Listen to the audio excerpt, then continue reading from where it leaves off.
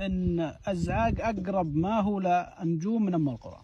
الزعاق يعني هو صغير، ولو انك جاينا ولا قالوا الزعاق ولا عرفت انها الزعاق ويجون لي شيبان وش حنا بنجم وش طلع النجم وهذا يكتب حنا ما درينا. ما شاء الله. اي وصار عندي وراح وجاني راجع صغير يعني وجاح طريقي من بريده قال انا ابوك كازني عليك يقول اعطني اياه ابى ادخلها المدرسه وين يتدجج.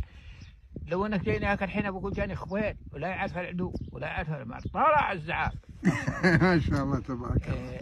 صغير يعني غزة بال 15 وال 20 ولا دون؟ لا والله من 14 الى 15 ما شاء الله. وجويه لك الحين لكن القلب الحج نعم. بمغزة العراق على الكويت يوم يجيك. ايه وهو معدد سنه 83 وقت اللزمه. وقت اللزمه كنت انت وانت تدجج عاد ولا زينا تدجج انه ما يعرف الارض ولا يعرف اقول اخويل. قال انا بي العجيري بالكويت والكويت رزي عليه مثل ما نقول هاللون. جاء الشايب اللي يبي يوديها بريده وجاني خوي اللي مطيري مني الارطويه وقال اركب توكل على الله كازين لي يمك المعازيم نبي نجيب عوائد بالكويت. يقول المن يقول اللي جانا يا معتيك. ايه تفرقنا الزعاق وشايبه ما ادري وين راحوا البريده وانا وخويي مشينا الارطويه ومشينا للكويت. هي نسيت ولا قالوا الزعاق ولا قالوا شيء. حطت الدواء هو يجيني بهالبطيء قالت خبر يوم اجيك. قلت لا.